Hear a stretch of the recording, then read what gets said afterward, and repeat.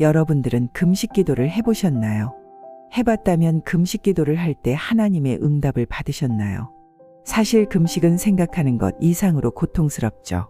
금식이 왜 고통스러운지 궁금하다면 딱 두 끼만 굶어봐도 아주 잘 이해할 수 있을 거예요.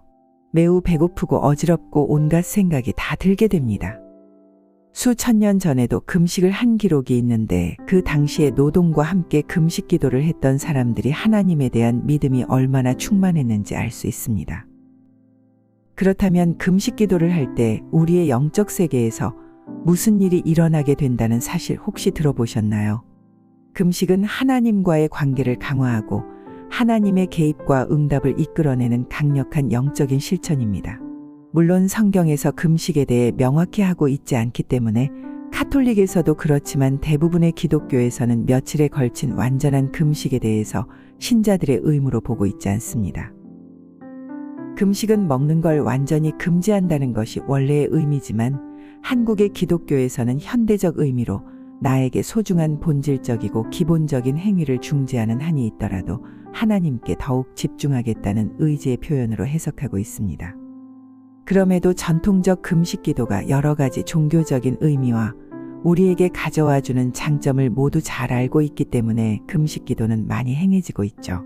사실 금식 기도는 영적인 정화를 통한 하나님과의 관계를 증진시키는 목적 이외에도 자기 자신과의 대화를 강화하고 정신적으로 더 집중할 수 있는 효과가 있다는 사실들이 최근 들어 많이 밝혀지고 있기도 합니다.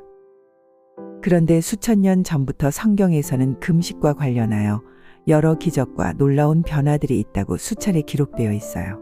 오늘 영상에서는 성경에 기록되어 있는 금식의 놀라운 기적들과 금식하는 이유에 대해 소개해 드리려고 해요. 첫 번째, 예수님. 마태복음에 따르면 예수님은 세례 요한에게 세례를 받은 직후 성령에 이끌려 광야로 가셔서 40일 동안 금식하셨습니다. 금식을 하면서 예수님은 신체적으로 약해지셨지만 영적으로는 강해지셨고 이는 곧 이어지는 사탄의 유혹과 시험을 이겨내는 데 중요한 역할을 했습니다. 금식이 끝난 후 마귀가 예수님을 시험했지만 예수님은 성경의 말씀을 인용하며 모든 시험을 이겨내셨고 이후 공생의 사역을 시작하시게 됩니다. 두 번째, 모세. 모세의 금식은 출애굽기와 신명기에서 다루어집니다. 모세는 이스라엘 백성을 이끌고 이집트에서 탈출한 후 시내산에서 하나님과 만나 2차례 금식을 하게 됩니다. 2번 모두 모세는 40일간 음식을 먹지 않고 하나님께 기도했습니다. 모세의 첫 번째 금식이었던 40일 동안 모세는 하나님과 함께 하였고 금식 기도의 결과로 하나님은 모세에게 돌판에 새긴 10계명을 주셨고 이것은 이스라엘 백성에게 주어진 법의 기초가 되었습니다. 이스라엘 백성들이 황금 송아지를 숭배하는 것을 보고 하나님이 분노하셨고 첫 번째 돌판이 깨지자 모세는 시내산에 올라가 2번째 금식을 하게 됩니다. 이번에는 이스라엘 백성의 죄를 용서해달라고 기도하며 금식 기도를 하였고 하나님은 모세의 기도를 들으시고 새로운 돌판에 10계명을 새겨주셨습니다. 세 번째, 에스더.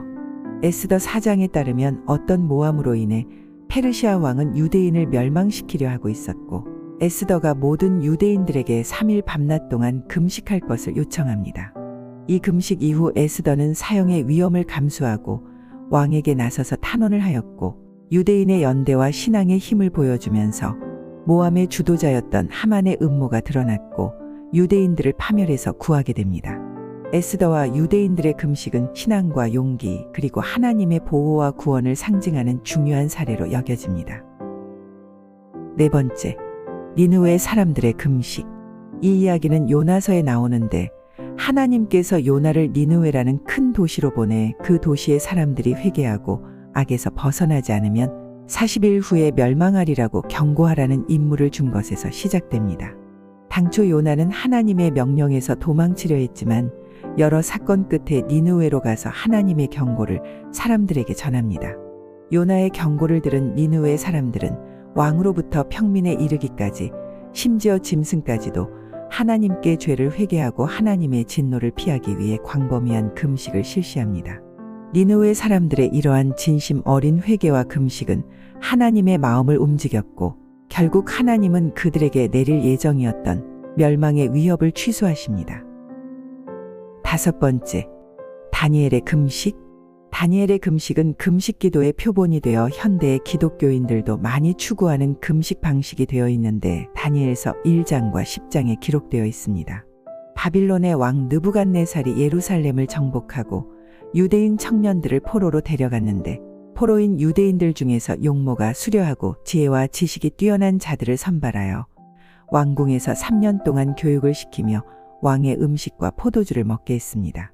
그런데 다니엘과 그의 세 친구 하나냐, 미사엘, 아사랴는 자신들의 유대인 신앙을 지키기 위해 왕의 음식과 포도주를 거부하고 채소와 물만 마시면서 금식 기도를 이어나갑니다.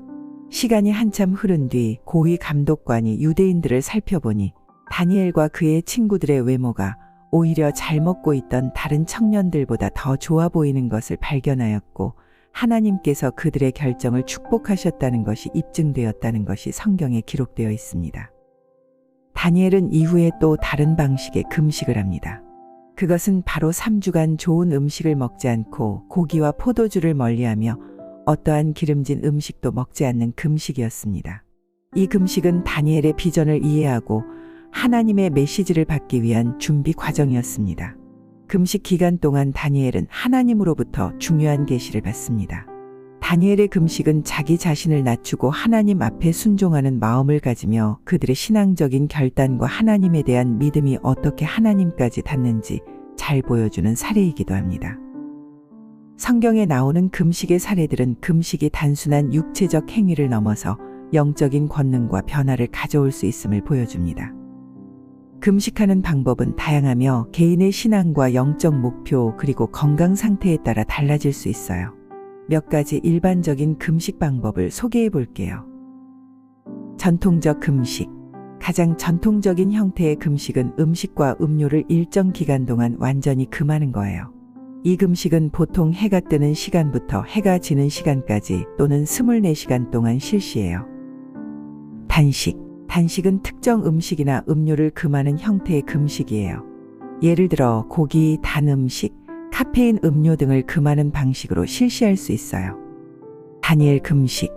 다니엘 금식은 성경에 나오는 다니엘의 금식을 모델로 한 것으로 가공되지 않은 식품과 채소 위주의 식단을 섭취하며 고기, 단 음식, 밀가루 제품 등을 피하는 방식이에요. 정해진 시간 동안의 금식. 이 방법은 하루 중 특정 시간만 음식과 음료를 금하는 형태예요. 이는 일상생활 중에서도 금식을 실천할 수 있게 해줘요. 미디어나 활동 금식. 금식은 반드시 음식에 국한되지 않아요.